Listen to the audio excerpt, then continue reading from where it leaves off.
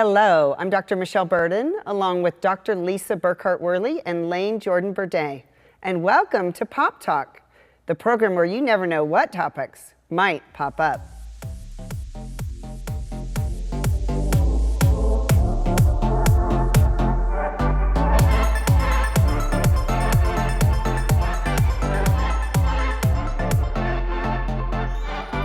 Do you want to be a leader or consider yourself to be a leader, but believe you still have some things to learn about leadership? I know I do. Then stay with us. Our guest today is a coach who helps women understand how to climb the corporate ladder. Lisa has an introduction. Thanks so much, Michelle. Our guest is a very dynamic woman who wants women to step into their leadership potential. Her name is Valerie Sokolosky. Valerie's a leadership coach who has 35,000 hours of coaching experience. She's also a keynote speaker, a podcast host, and an author. I have a few of her books here. She's written 8 of them. Here are some of the titles: Do It Right, Corporate Protocols, Seasons of Success, and Monday Morning Leadership for Women. Her podcast is called Doing It Right, The Stories That Make Us. And I was honored to be on that podcast. We had so much fun doing that podcast. So I know you're going to learn a lot today about how to be an effective leader. And it's so great to have you on Pop Talk, Valerie. We've talked about it for some time. We but have. Finally, it worked out. This is the timing for us, right? It's for Perfect. such a time as this. Tell us first about your leadership background, can you? What did you do corporately, and then why did you segue into this? Why did you decide to help others? Well, I was in corporate America until I married my husband, who worked for IBM. That means I've been moved. And so he was gratefully going up the ladder pretty fast. We moved every 2 years for 15 years. Wow. I had 3 babies alongside that. Wow. And so I gave up my broadcasting career, and I had babies. It was wonderful, and I loved it, and I took the time off, Lisa, to take care of those kids. When we landed in Dallas, my youngest was 12 years old. And I thought, okay, it's time to get back. Had no idea how, but as a Christian woman, I prayed. And someone just happened to meet me and say, well, why don't you do a keynote speech? And I said, what about? And we figured it out, and the rest is history. Oh, that's great. Isn't that interesting? Very God cool. led you, obviously. Absolutely. Yeah. Oh, Still does. I love that story. Well, Thank you. I think all of us on this set are servant leaders, Valerie. I know my 2 co-hosts are now doctors in theology, so And we served that program for, Yes. no, sorry. anyway, but what I want to know is, how does a person know if their leadership material, and then could you share what are some of the characteristics of a good leader? It's interesting that you asked that question, because I ask leaders on the show the same question. My perspective is, if you are doing things right, i.e. the name of my show, you'll turn around and see that a lot of people are following you. Wow. It's really as simple as that.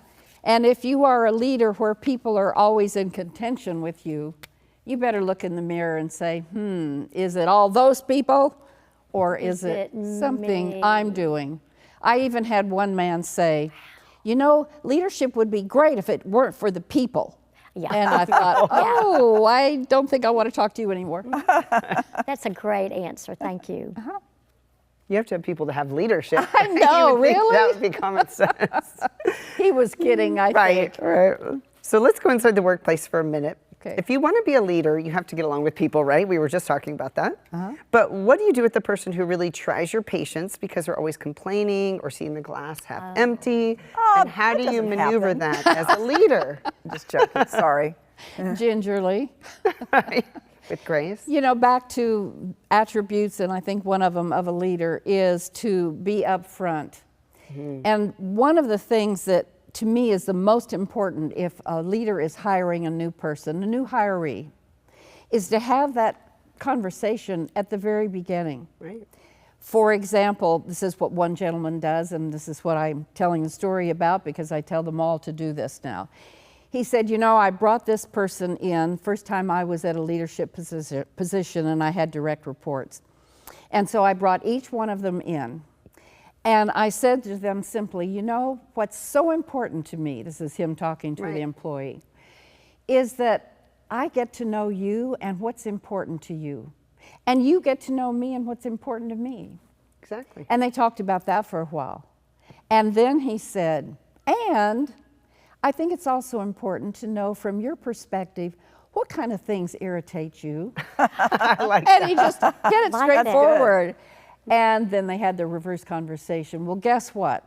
The bonding that happened, the relationship that started then was beautiful, and it really kind of started with humor.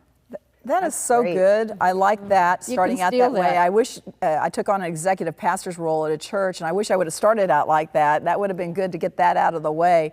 But what I really love with managing people, I just think it's important to have a can-do attitude. I've always had a can-do attitude, like, okay, we'll find a way. I don't know how to do this, but let's find a way to accomplish this, especially with the visions of the pastor. Like, this is what I'd like to do. I've done the strength finders, and one of my strengths is activator. So it's like that. Surprise. He gives me the idea, and I try to activate it. And so it's kind of fun for me. I enjoy doing it that way, and we do that a lot with this ministry. But one of the things I'm not good at, and one of the things I hate to do, is promote myself. And I know a lot of people in ministry who are great at it. They're always in front of the camera, and they're talking, about what they're doing. And I do put things out there on social media for Pearls of Promise and Pop Talk and all that, but I don't do well with that. But you say it's essential to brand yourself. It's essential to get your message out there. Can you give some reasons why it's important to do that? Because there are so many voices coming at people all the time. And unfortunately, some of those voices are what I call whamming, W-A-M. What about me? What about me? What about me? wow. I actually did a keynote speech once, Lisa, and I had T-shirts made that had wham on them so that they could walk around the hotel. Like, what is And people would say, what is that? What about me? Yeah, when we go to the National Religious Broadcasters Convention and do this show there, maybe we should wear those. We should wear those. That's right. Break What beat. about me? We'll definitely get noticed. I like it. And that is, I think, true. Unfortunately, we're living in a world today, in my perspective, that there is too much what about me. And a leader, back to your question, is other-centered, Right. not inward-centered. I'm with you on that. Thank you. It's so important. I love that. Well, what do you see as the most glaring mistake that today's leaders might make in the workplace? One of them is keeping people too long. Yes. Oh, Big. really? I'm glad I'm talking to the choir. Yes. And it's really hard sometimes for people who do have a relationship with someone that really needs to go, and they don't have the nerve or worry about, their family, and I don't want to be the bad guy, and all of these things. So number one, you've got to have enough reason to say to the person they need to go. And if they do, help them find someplace else, Right. whether it's inside the company or outside the company, and how you approach it and so forth. But I also think, honestly, people who need to go probably know they need to go. Right. And They're just more afraid.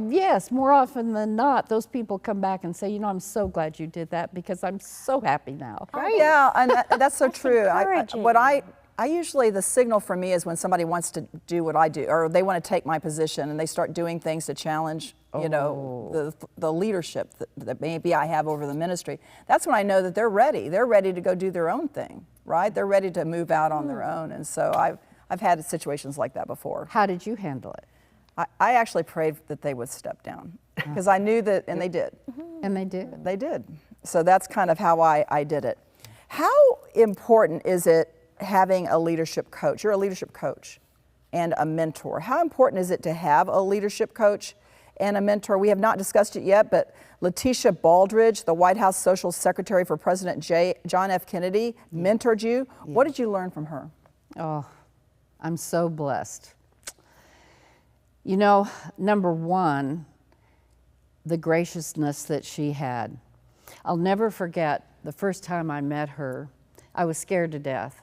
I was going to be in New York. I had called her. I bought her books. I read them. I thought, oh, and I underlined them and so forth.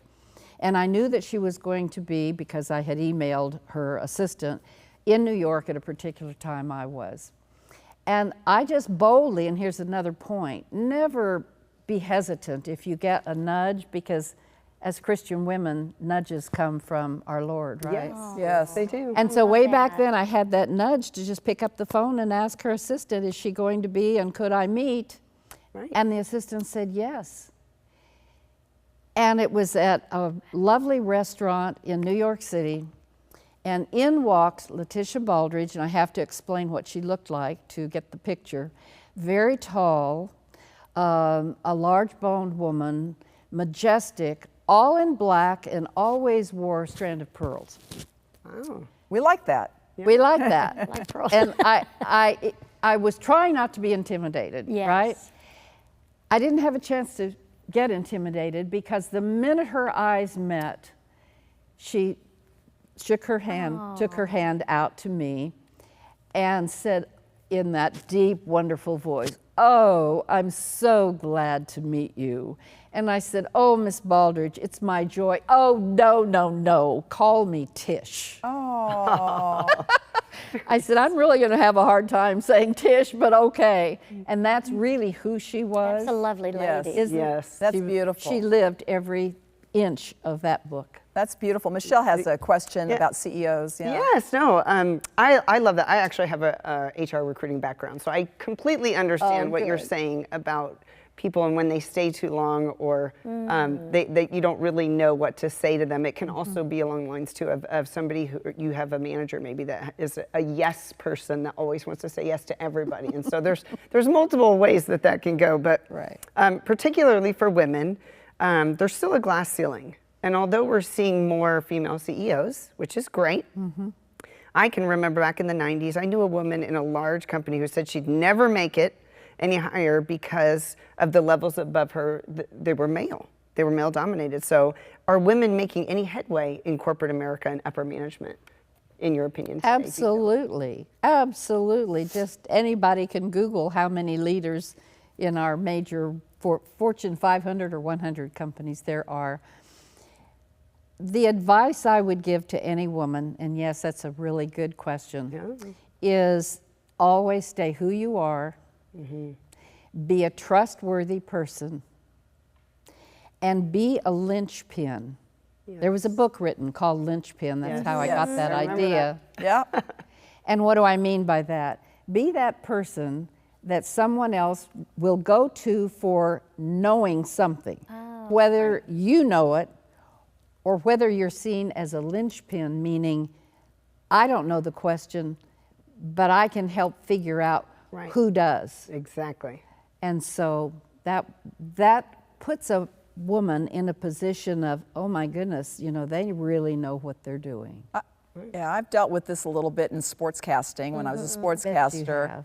And I think I was a sportscaster before it was cool for women to be sportscasters. So there was a glass ceiling there. And actually I was in position to take over a main job in a station, but it was just not time.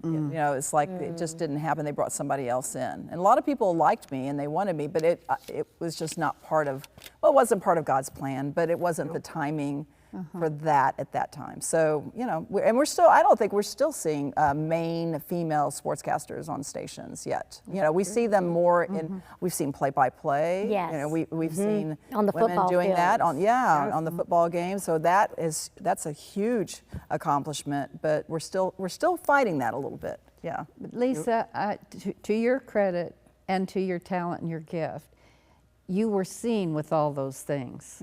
Yes. And that goes to the point of, as a faith-based woman, I have to say this, when the right opportunity comes, the Lord is there, Right. and the door will open. Right. I Right. think too many of us, particularly as women, get so frustrated of what we don't accomplish or that job we didn't get. Yes. And then what do we typically do? Oh, it's all about me. It's what can I do differently? But it's not God's timing. Exactly. Right. And That's what I need to remember. don't we all? Yeah. Don't yeah. we I'm all? so glad you shared that. Well, I want to ask you, you've got 35,000 know. coaching hours. a lot. I'm actually an accredited life coach, and I might have 10. No, I don't know how many I have, but 35,000, I love it. So I know you have lots of wisdom for us and our audience. Can you share a few do's and don'ts for aspiring women leaders? That would be know your gifts.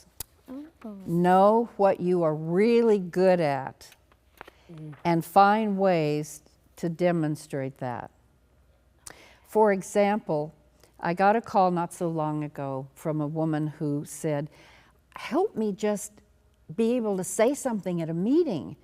They don't know me, and particularly on Zoom. Right. And so I certainly didn't tell her how to do it. As coaches, we don't do that. Right. We don't say, well, all you have to do is, right? But through conversation, that woman recognized that she's the one that had to speak up when she had Yes. something to say. Yes. Right.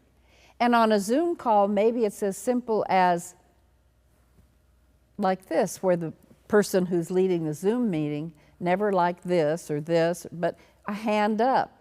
And of course, now we've got the emojis, right? Right, where you can put a raise your hand, up, and that's okay too. But if you have something to say, find a way to say it. Right. That's bold. I Yes. love that.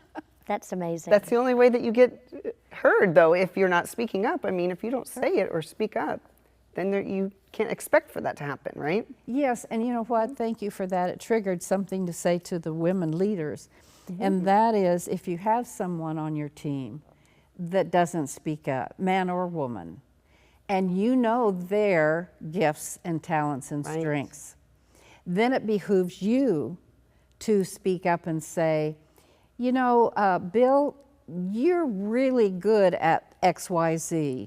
Do you have any input on that? Exactly. Give them like an intro and then right. lead them into doing that. Yes, love that's that. really important. And I'm really interested in what you have to say through your book, Monday Morning Leadership for Women. This is really interesting. I like this. What did you decide to put Monday morning, or why did you decide to put Monday morning into the title of the book? And why is the beginning of the week so important? So this was the most fun book that I've written because, and I talked with the editor about it, and we decided we would have a conversation between a mentor, a woman that's at the top and has a lot of the wisdom to share, and a young woman who is rising in her position.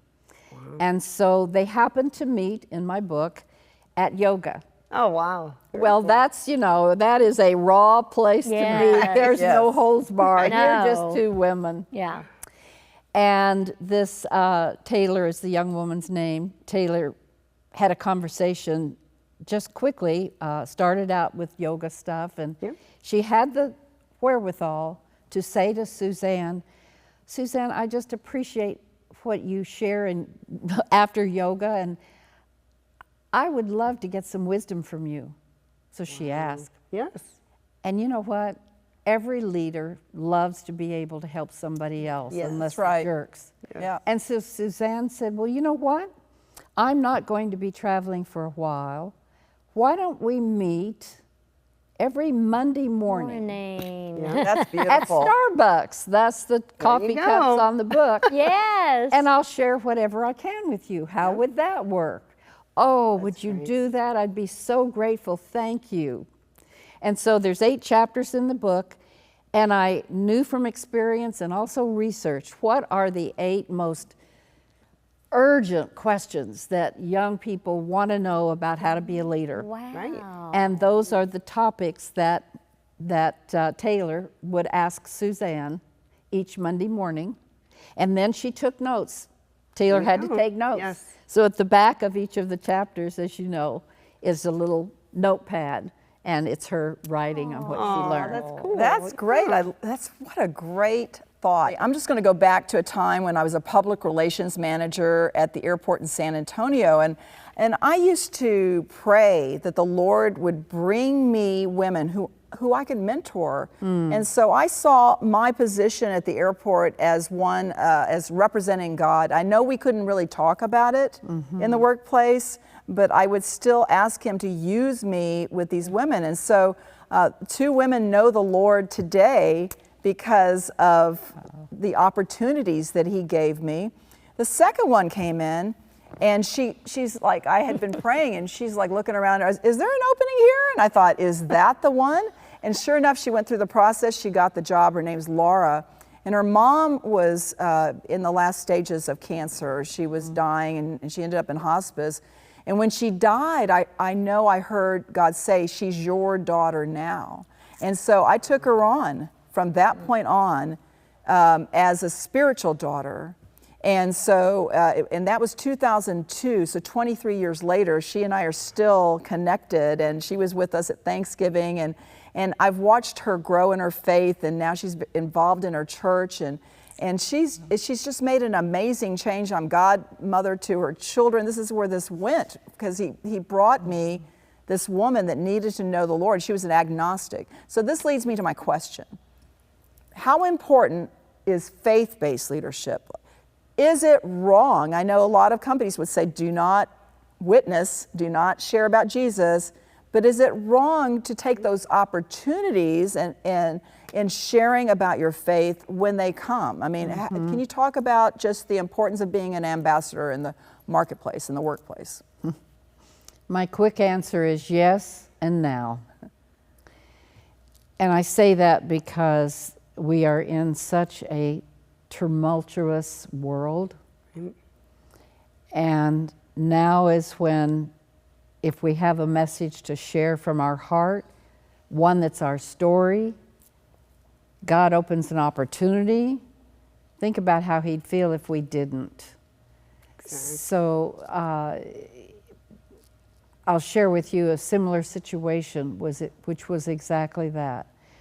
And it was a woman who, I don't remember her religion, but it was like a Middle Eastern.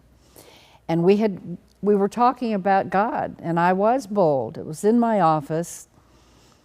And she asked me if I wanted to hear her chant. Wow. Okay. And I said, sure. And so she sat there in a chair just like this and did.